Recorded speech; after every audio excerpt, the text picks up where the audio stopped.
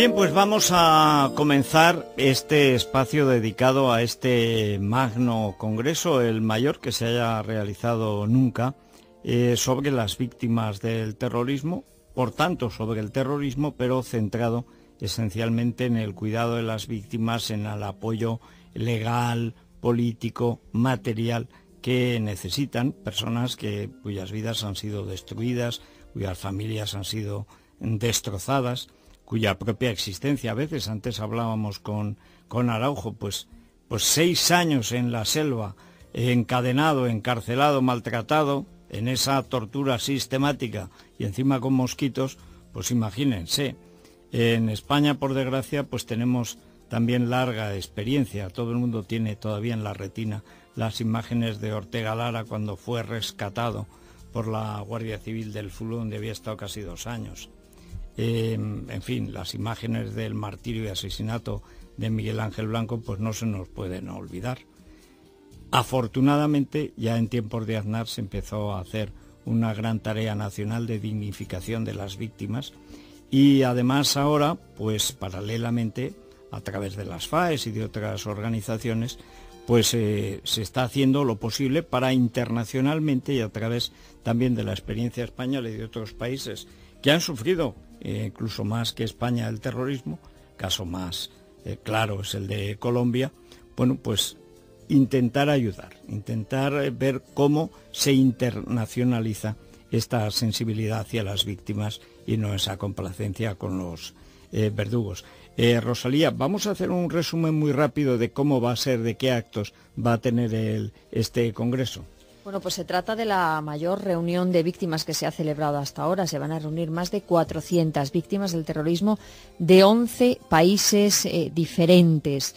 Ha empezado el congreso a las 10 de la mañana con un acto inaugural al que asistían los príncipes de Asturias y la primera ponencia corre a cargo del canciller colombiano, del ministro de Exteriores de Colombia, con el que hemos podido hablar esta mañana por teléfono antes de que iniciase la primera ponencia, don Fernando Araujo Perdomo. Después van a comenzar las mesas redondas. Esta mañana hay una gran presencia de víctimas extranjeras, hay representantes de víctimas de Estados Unidos, de Gran Bretaña, de Israel, de Irlanda, de Rusia, también veo de Holanda y de Italia. Hasta la hora del almuerzo será Esperanza Aguirre, la presidenta de la comunidad, la que ofrece el almuerzo al Foro Internacional de Víctimas del Terrorismo, y por la tarde tiene lugar una interesante mesa redonda con víctimas de ETA y del 11M.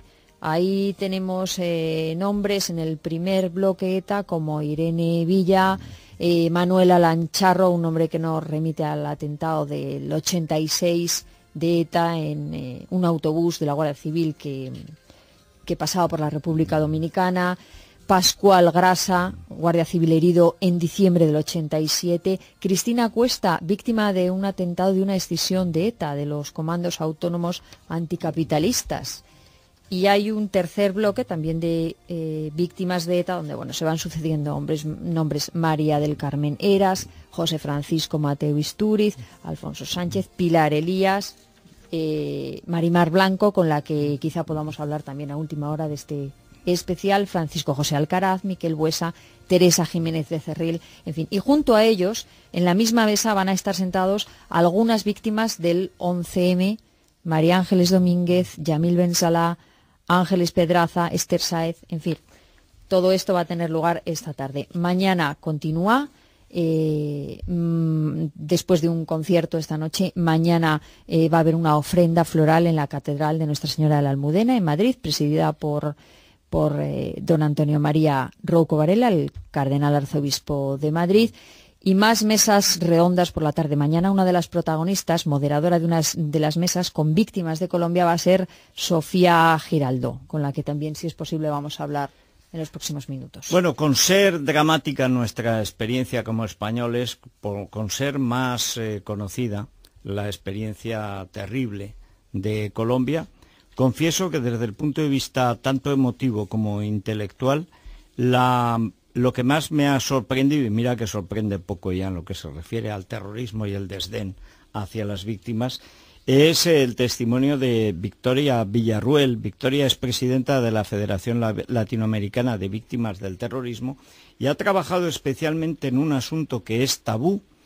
Lo ha sido muchos años en el caso de las víctimas de la ETA, cuando sacaban a los policías y guardias y concejales y políticos asesinados por la puerta de atrás de las iglesias, o los curas se negaban a hacer las exequias que pedía la familia. Es decir, el grado de indignidad a que ha llegado España, no crean ustedes que es único, aunque sea el que más nos moleste.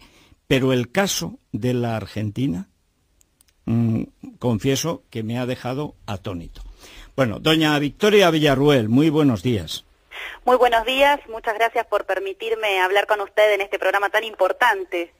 Bueno, lo primero es que me llama muchísimo la atención la extraña cancelación de la condición de terrorismo, de lo que ha llevado a la muerte a muchos argentinos. Es lo que está pasando en Argentina con lo que sucedió en los años 70, donde aparte de las víctimas de la dictadura hubo muchos, cientos, quizá miles de casos de personas asesinadas o de familiares que están afectados por asesinatos de grupos de extrema izquierda, los más conocidos los montoneros, que era la variante, digamos, terrorista del peronismo, pero también estaba el ERP, por ejemplo, que era de filiación trotskista, y el otro día, creo que muy recientemente, tan recientemente como el 21 de diciembre, veo que la Cámara Federal porteña dice que los asesinatos de los montoneros no son crímenes de lesa humanidad, no son crímenes de guerra, así que prescriben, y como han pasado tanto tiempo. Bueno, ¿y qué pasa con las víctimas? Es que si no hay terrorismo, no hay víctimas del terrorismo. ¿Qué pasa con estas personas? Bueno, en Argentina lamentablemente lo que hemos tenido ha sido un conflicto armado interno, es decir, una guerra civil, una guerra de baja intensidad, en la que se enfrentaron dos bandos, las Fuerzas Armadas del Estado y organizaciones terroristas, en este caso de extrema izquierda como Montoneros y el ERP, tal como usted ha nombrado, por decir las principales. En el medio quedó la población civil y no combatiente, que ha sido la que ha sufrido el mayor ataque de las organizaciones terroristas. Estamos hablando de 21.655 atentados terroristas en el lapso de 9 años. O sea que eso da un promedio de más de 7 atentados diarios. Esto que ha sufrido la Argentina, no solamente lo hemos sufrido los argentinos, sino que también ha habido extranjeros que residían en mi país y que fueron secuestrados, torturados y finalmente asesinados. Todas estas personas, a 30 años de los hechos, no tienen justicia, no tienen verdad y no tienen reparación. Únicamente el Estado le ha otorgado el goce de los derechos humanos como víctimas a los combatientes de las organizaciones terroristas que sufrieron abusos por parte del Estado. Pero las víctimas, las verdaderas víctimas, es decir, las que no combatían, las que eran el taxista, el docente, el juez, el policía en situación de descanso, todas esas personas que fueron las que sufrieron el ataque indiscriminado del terrorismo son las que a 30 años no gozan de ningún derecho. No tienen derecho a una pensión los que se quedaron mutilados o huérfanos o viudos o personas que han quedado incapacitadas. No hay ningún tipo de ayuda económica legalmente ya estipulada, y ayudas legales y ayudas asistenciales de cualquier tipo. En Argentina las víctimas de las organizaciones terroristas son menos que humanos, no tienen derechos de ningún tipo. Tenemos personas que están lisiadas hace 30 años y que cuando su silla de ruedas se rompe, no hay quien la compre y viven en extrema pobreza. Tenemos familias que han perdido hijitos de 3 años asesinados, jueces de la nación que luego de encarcelar a terroristas fueron amenazados.